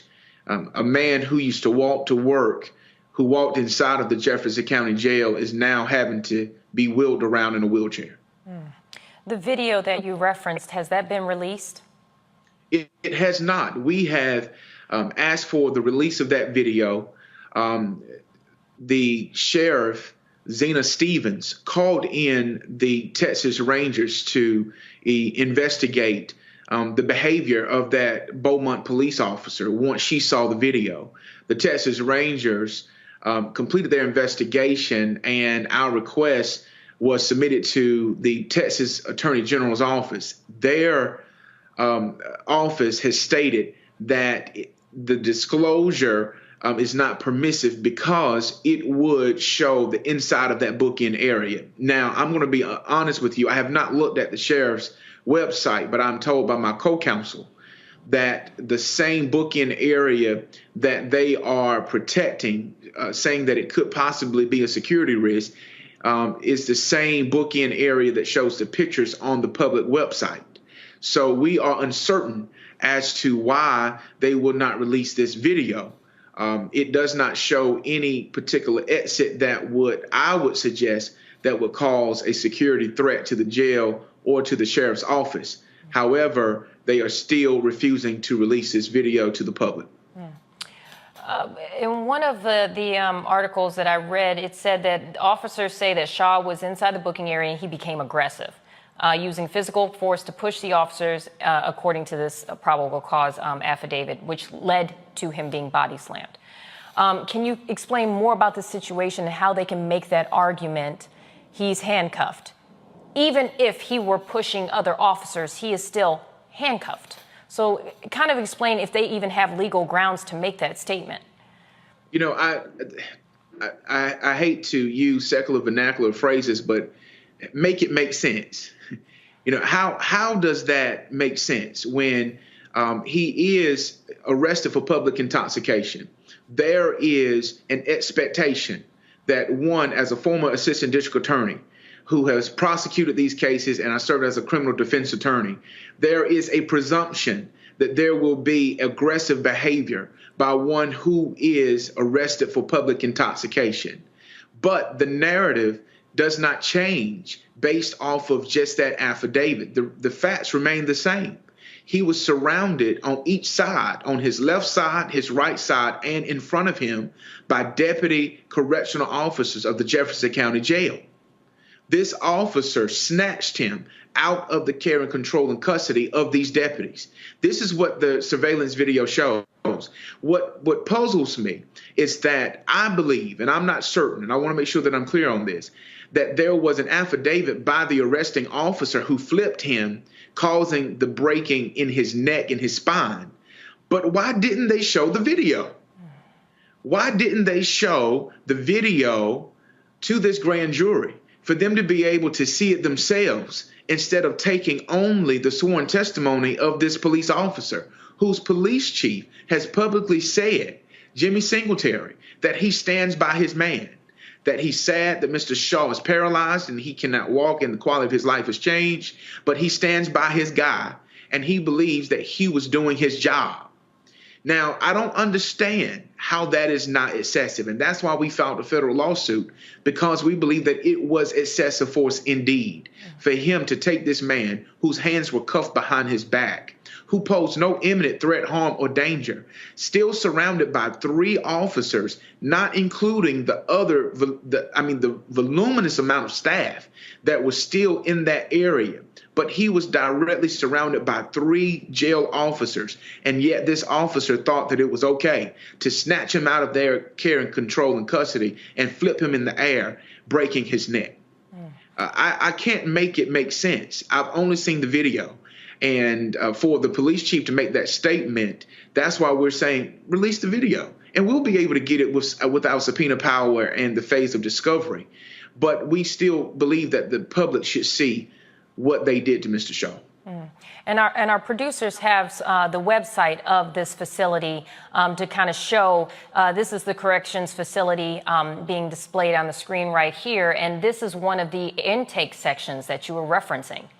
That is in fact the intake section that we saw. If you see where that counter is to the right, it has changed just maybe a tad bit. Maybe the counter has changed.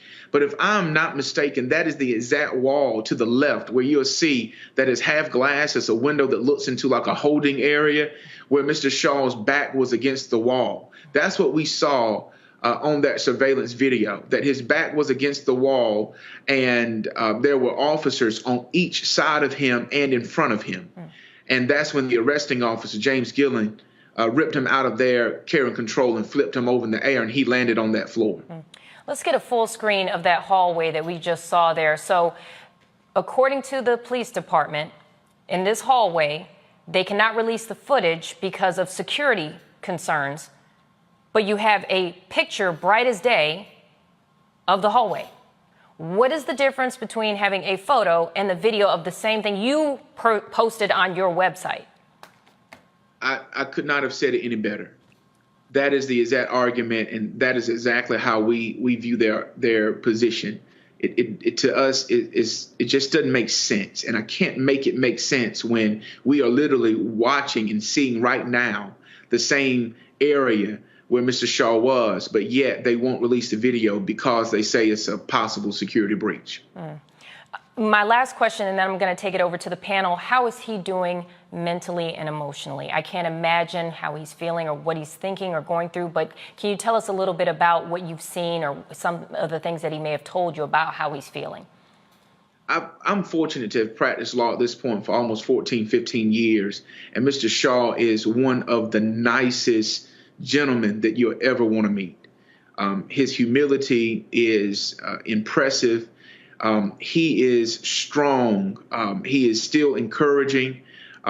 He still holds his head up, and he has a lot of difficult days. As you can imagine, being a young man at 40 years old and your mobility being stripped from you.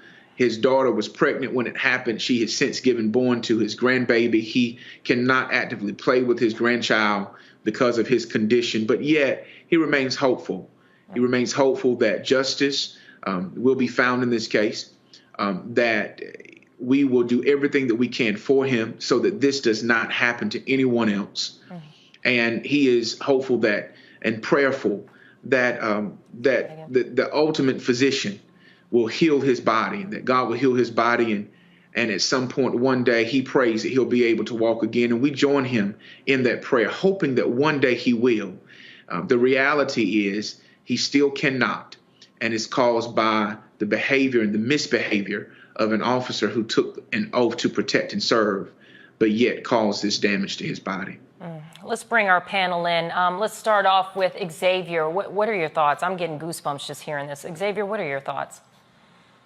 Attorney Lynch, thank you for showing up and letting us know what's going on with the case and standing up for the rights of those that have been treated unfairly by the system. My question is, has it been a medical determination as to the 18 to 19 hours that he was left injured and what the impact would have been at some point from his initial injury when he was flipped on his head like it was some WWE match? And then secondly, what is the long-term implications in terms of how soon he can get to walking? Will he ever walk again? The prognosis, any physical therapy, the amount of time and hours it will take and money it will take to be able to potentially bring him back whole again? I appreciate that, and thank you for your question. I'm going to have to curtail my answer, and I want to answer your question, but I do want to curtail my response because we do have federal litigation that's pending. And as you know, once litigation begins, I have to be very limited on what I say going forward.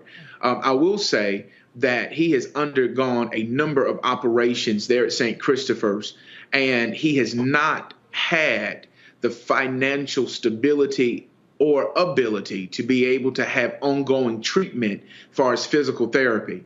As a result of that and his inability to provide that and a lack of coverage to be able to provide the adequate medical attention, you can imagine the impact it has had on his body. The nerve damage, the loss of body mass and muscle mass that he has lost. I cannot speak at this moment based on the opinion of his physicians, but I do anticipate that that will become a part of our pleadings and the discovery as we go forward. I can tell you, based off of the information that we received from Jefferson County Jail, that he stayed in that cell for approximately 18 plus hours. And Mr. Shaw, his recollection is impeccable to be able to explain his request that he made to the core health professionals who failed and refused to give him that proper treatment. That I can say that once the ambulance was called after the 18 plus hours, we're told that the ambulance driver who came inside to load his body up on the gurney and take him out, once they did a brief evaluation, they stated that his body was extremely swollen. Now, I'm not a physician. I'm not a medical doctor. I'm a Jewish doctor. So that is not, that's not my wheelhouse. But common sense is very clear, even though it's not always common, that when you have an injury to your spine, the quicker you get medical attention to alleviate the possibility of swelling, gives a possibility of a quicker recovery. Mr. Shaw was not given that. Though he asked for medical attention, they failed to do it. And wherein he could have received adequate medical attention, they chose not to call the ambulance to get him to the hospital based on his request. And he stayed there swelling and swelling until 18 plus hours later, they were called in and he was taken into surgery. Kelly, what are your thoughts, or do you have any questions? My thoughts are all over the place just because this is absolutely yet another tragedy. My heart goes out to him and his family, my prayers as well. But my question to you is, as a community, given that this man has lost his livelihood, what has been done and what can be done as outside of legal things and lawsuits and the like? But has there been a GoFundMe? Has there been any source of income that this man can rely on in order to have some semblance of a livelihood?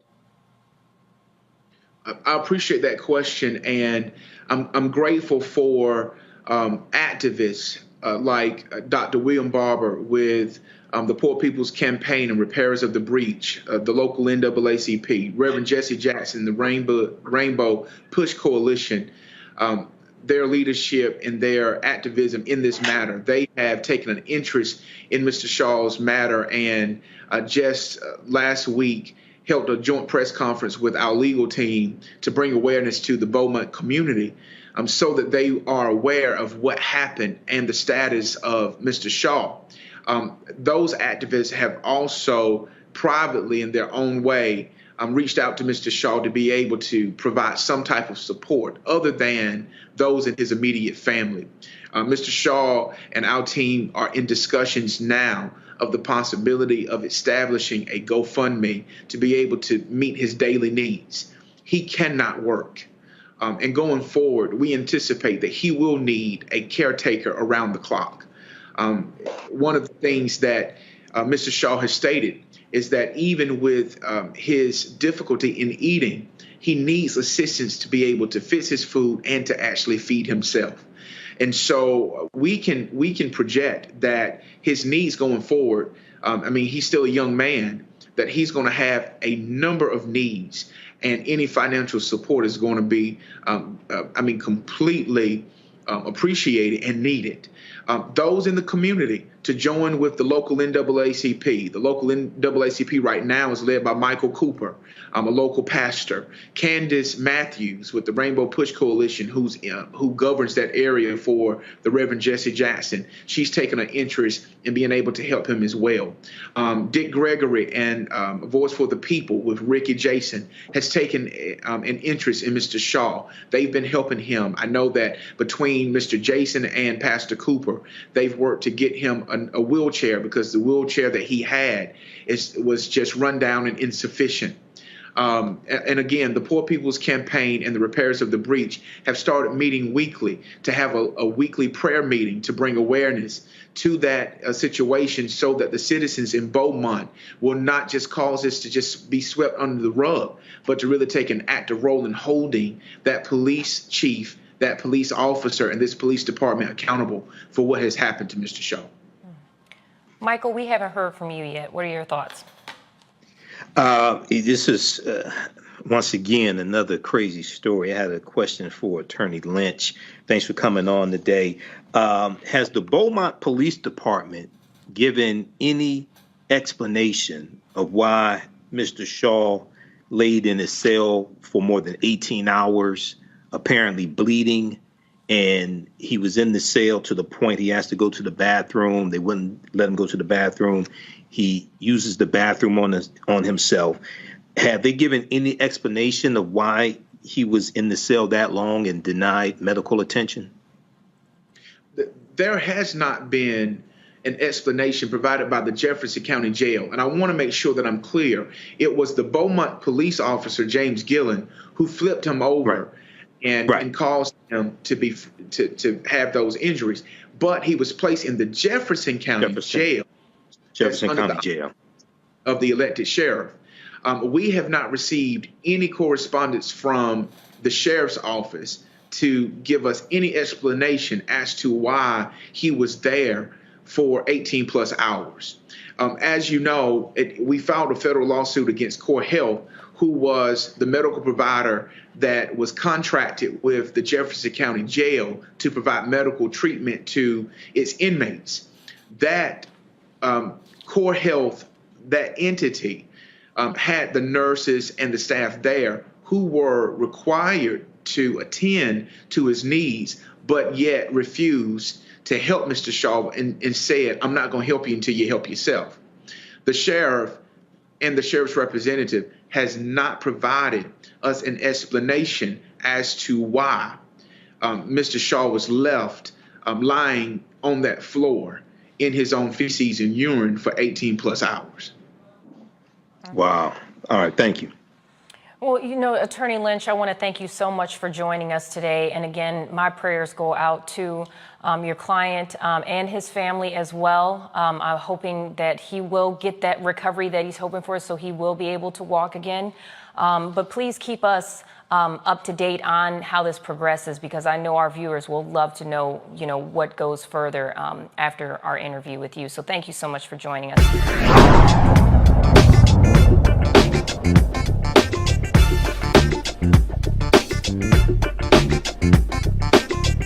Hatred on the streets, a horrific scene, a white nationalist rally that descended into deadly violence.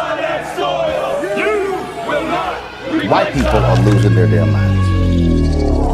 As an angry pro-Trump mob storms the U.S. Capitol, we've seen We're about to see the rise of what I call white minority resistance. We have seen white folks in this country who simply cannot tolerate black folks voting. I think what we're seeing is the inevitable result of violent denial. This is part of American history. Every time that people of color have made progress, whether real or symbolic, there has been what Carol Anderson at Emory University calls white rage as a backlash. This is the rise of the Proud Boys and the Boogaloo Boys. America, there's going to be more of this. Here's all the Proud Boys, guys. This country is getting increasingly racist in its behaviors and its attitudes because of the fear of white people. The fear that they're taking our jobs, they're taking our resources, they're taking our women. This is white fear.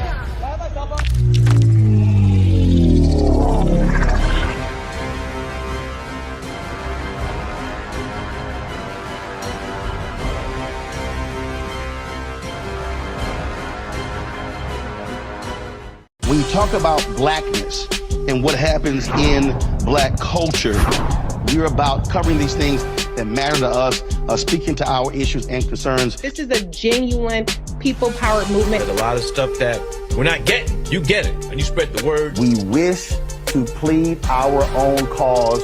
Too long have others spoken for us. We cannot tell our own story if we can't pay for it. This is about covering us. Invest in black-owned media. Your dollars matter. We don't have to keep asking them to cover our stuff. So please support us in what we do, folks. We want to hit 2,000 people, $50 this month, raise $100,000. We're behind 100,000, so we want to hit that. Y'all money makes this possible. Checks and money orders go to P.O. Box 57196, Washington, D.C. 20037-0196. The Cash App is $RM Unfiltered. PayPal is R Martin Unfiltered. Venmo is RM Unfiltered. Zelle is Roland at RolandSMartin.com. When we invest in ourselves, we're investing in what's next for all of us. Growing, creating, making moves that move us all forward. Together, we are black beyond measure. Can you believe the nerve of these Republicans? They only want to block progress for our community. They talk about cutting Medicare and Social Security. They played politics with veterans' health care. They voted against the George Floyd Justice and Policing Act and funding for our HBCUs, and against lowering prescription drug costs for our seniors. These Republicans keep trying hard to stand in the way, but President Biden, Vice President Harris, and Democrats won't let them. They are delivering for us. The Democratic National Committee is responsible for the content of this advertising. When we invest in ourselves, we all shine. Together, we are black beyond measure.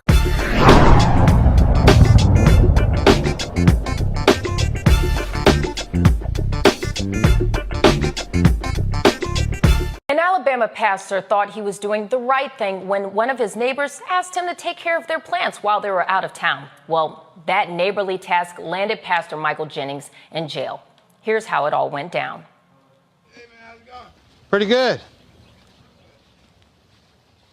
What you doing here, man? Water flower. All right, they saying that, is that your vehicle? No. It's not? It's the neighbor's vehicle. The neighbor's?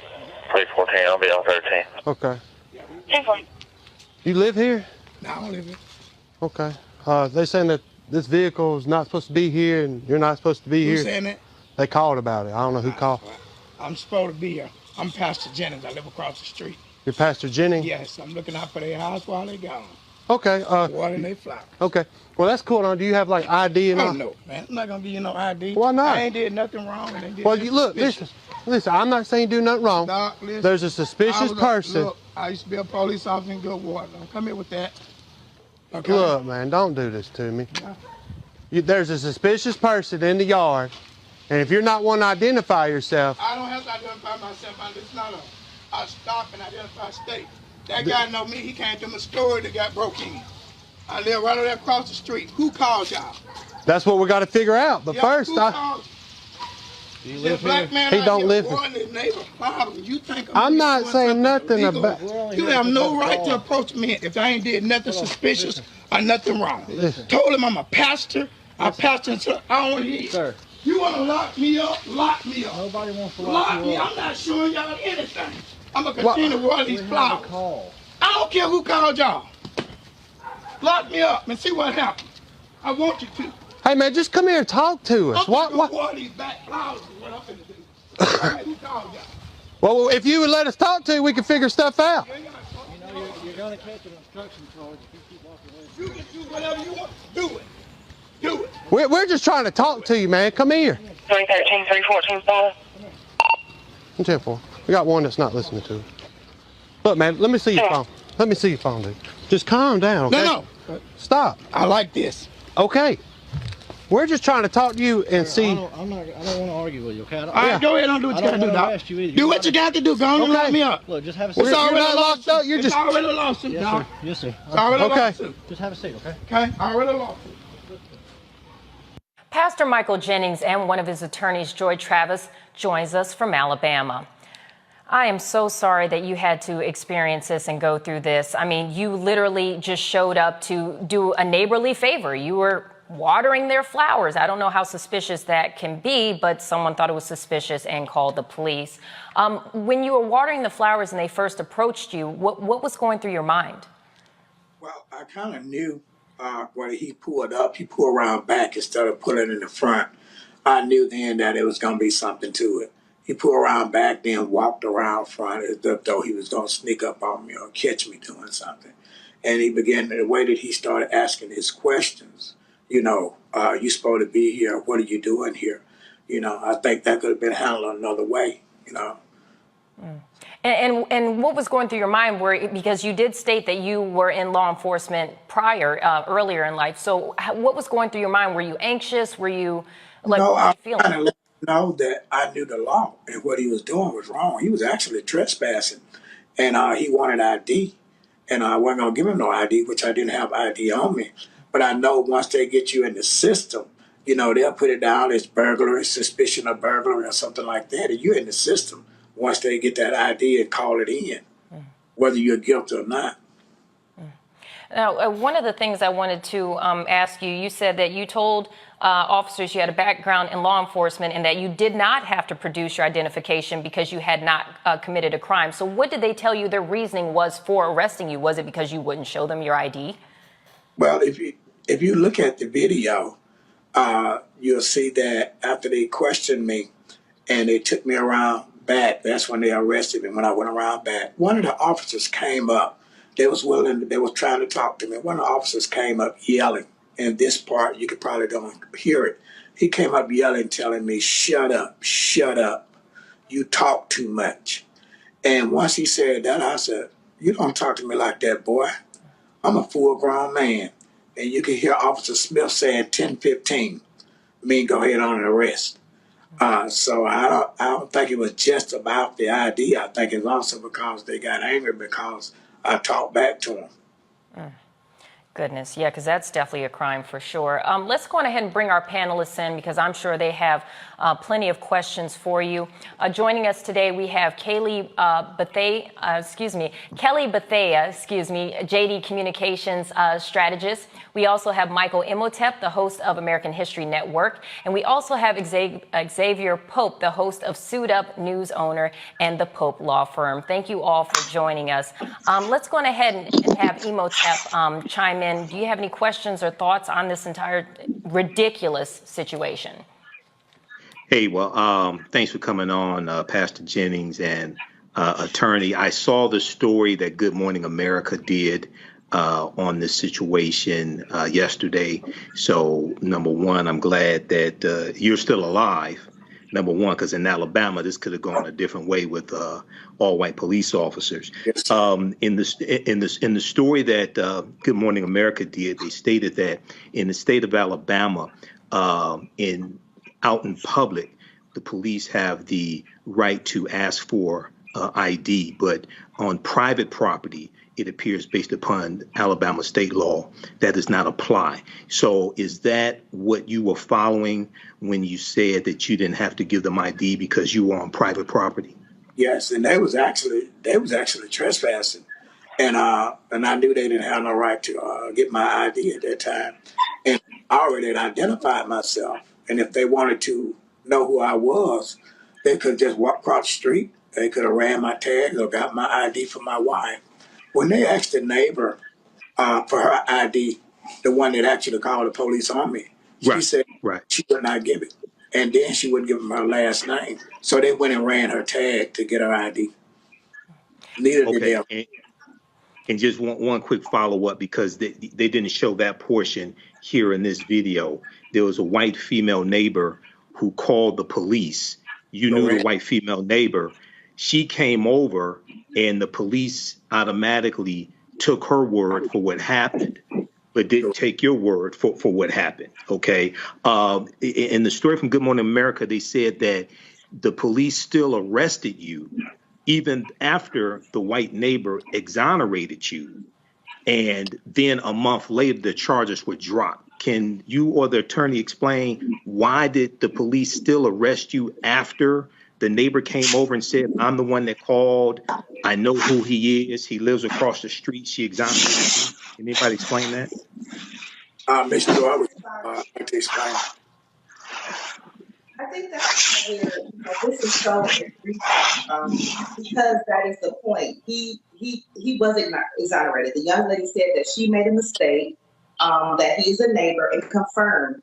There was no probable cause of any type of that there was anyone that was any type of danger. And so this actually is where the irony comes in. This young lady, who is the person who called the police, actually told the police, I made a mistake. But even with that, they did not require her to give identification. They took her word for it. And even after she told the police, yes, this is someone that lives here or a neighbor, they still continue to arrest him. That is where the problem lies for us, because they got the confirmation that they needed that Reverend Jennings was not a threat, but yet they still decided to take him to jail and book him and charge him with these charges.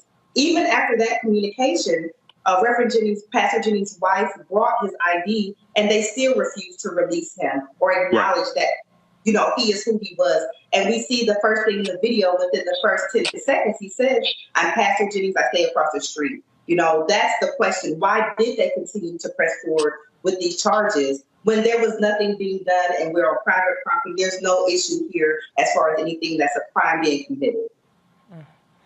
All right, let's go to our next panelist, Xavier. Pastor Jenkins, my heart goes out to you. Jennings. Minding your own business, doing something fine for a neighbor, and you have a neighbor that's not neighborly. Is there any reason why the woman that called the police on you all of a sudden did not recognize you? What was your relationship with her? Is there any reason what would prompt her to do what she did? And then kind of waffle back and forth whether you were quote unquote allowed to water the lawn of the neighbor. And then another question as to in terms of why would the police would even assume that if you are not in a vehicle, that you're across the street watering a lawn, that you would even have ID on your person in the first place? To answer your first question, the neighbor said she looked through the fence and she just seen and heard somebody over there. She could have walked around the side and seen that it was me. But a matter of fact, we didn't have any bad relations. She had invited me to come over to celebrate her son's graduation. They were going to have a little thing, get together in the yard that same week. But she acknowledged that, hey, it's my fault. She didn't walk around and look to see if who I said I was. And the suspicion, I believe their suspicion was that when the officer walked up, that I was getting ready to commit a burglary. And the neighbor had told them that that vehicle didn't belong there. And I don't know how she didn't know that, because they drive that vehicle every day right in front of their house. And I think they were suspicious of me having a vehicle there, that I was committing a burglary. And that's why they kept asking me, if that's your vehicle, it don't belong here. And I didn't know my neighbor's last name. I just knew Mr. Roy and Miss Connie. So I guess they thought that was suspicious. But I actually have a question for Attorney Travis. Now, it's stated that after this incident occurred that the charges were dropped. So legally, is that kind of an admittance of them doing something wrong? Is that their way of admitting, yeah, we messed up, so we're dropping this? Can you kind of explain a little bit about that? Well, of course, that is our interpretation because how often is someone arrested and then just charges just dismissed and dropped? So it is our assumption that that is an action of them showing that they were wrong. But I think that they knew that this got way out of hand and shouldn't have gone that way. So we do believe that that is an admission of guilt. We have not had any statement or communication from the city or the police officers, the mayor, the chief of police. We have not heard anything from them as far as a response regarding that. So that is our assumption, and that's why we are moving forward with filing a federal lawsuit because Pastor Jennings' rights were violated. Kelly, we haven't heard from you. Do you have any questions? Yeah, so first and foremost, I'm glad that you are alive, Mr. Jennings, because that is a harrowing ordeal. When we hear stories like this, usually the pushback is the shoulda, coulda, wouldas. He should have just given the ID. He should have just done this, should have just done that. Why didn't he comply, et cetera, et cetera. But at the end of the day, you are a former law enforcement officer. You are a pastor. You are minding your business. And it doesn't matter how amenable you are to officers' instructions or not, it always feels like you're in a catch-22. Meanwhile, the person who made the phone call and made the mistake gets off scot-free. So my question to you is, how do you feel about the talks now of possible ramifications for people who make this mistake of calling before doing their due diligence and making sure that the person is supposed to be where they're supposed to be? Well, I think people like that should investigate. And one thing, if people would just mind their own business in a lot of situations, a lot of these things wouldn't arise. And for us complying, it doesn't matter if anybody know the history of Alabama and the greatest civil rights thing in Alabama. It doesn't matter if you do comply. NBC just did a report. 61% of blacks that comply are still disrespected. So it really don't matter if you comply. You can crawl, you can lay down, and you can end up like George Floyd. It don't matter if you comply. They feel like they're in control and they're going to do what they want to do. And I think because of the fact that I talked back, that made them more angry than anything. But they're supposed to be public servants, to serve and to protect. Attorney Travis, is there anything moving forward? What's next? Well, of course, we are preparing to draft and file in federal court because this is a blatant violation of our client's constitutional rights. We haven't heard anything back from the city at this point. We have not made communication with them or tried to make contact. But we are just preparing to move forward to try to get justice for Pastor Jennings because what happened should not have happened. There are a lot of things that could have been done differently. Things like training that could help in these situations that we continue to see day after day that are happening in not just Alabama. Training to police officers. There was a question about holding the neighbor accountable. I'm not sure what can be done as far as that, but there needs to be something done so that we can have people think a little bit harder about just making allegations about things that they don't know about. Pastor Jennings said it perfectly, to just people to keep to themselves. But we are just preparing to amp things up to file this complaint. We've got a lot of response from citizens across the country, that are just really upset with this. So there could potentially be some type of effort to show support for Pastor Jennings in public. And so we are looking towards what that may look like. But at this point, we are just trying to make sure Pastor Jennings is able to cope because every time this video is played, I'm sure it evokes some type of trauma from the experience of this that did not have to occur. So right now, we are just trying to make sure Pastor Jennings has the stability that he needs so that he can continue to be a resident in his community that helps others and make sure that this does not happen again in his community or anywhere else. And Pastor, do you have any fear for your safety Do you have any concerns that now that you're coming out with this story that you may face some backlash? Well, not concerning the story coming out, but I had a lot of my friends who are Caucasians come and tell me just be careful because the city have killed 3 black men. They shot a 14-year-old in the back. They shot another one in the head. And they killed a guy at a gas station. They have killed 3 black men in this city over the past 30 years. So they was letting me know, just be careful, watch your back. They was concerned about me. And when my wife went to visit in Florida, when I was here alone, I started thinking, it was kind of a little bit of a paranoia. I started putting a chair behind my door. I armed myself because I know that anything can happen. So it makes you think. It gets you a little paranoid. You know, and it's sad that these kind of cases seem to keep happening. We had a guest on yesterday who spoke about she was just cutting her lawn and she had to deal with some issues of racism. And it goes to show that it makes you question whether you should be nice and do nice things for people, because here it is, you're doing a good deed for someone, literally just watering someone's flowers, and this is the end result. And so it almost makes you feel like, you know, or at least myself, wonder, like, should we keep doing nice things for people because this is what happens, this is how you're rewarded. Again, I'm so sorry that you had to go through this, but I appreciate you joining us and sharing your story. All right, folks, back to our Roland Unfiltered video in just one moment. When we invest in ourselves, our glow, our vision, our vibe, we all shine. Together, we are black beyond measure. Folks, Black Star Network is here. Hold no punches! I'm real revolutionary right now. Support this man, Black Media. He makes sure that our stories are told. Thank you for being the voice of Black America, Roland. Stay black. I love y'all. All momentum we have now, we have to keep this going. The video looks phenomenal. See, this difference between Black Star Network and black-owned media and something like CNN. You can't be black-owned media and be scared. It's time to be smart. Bring your eyeballs home. You dig?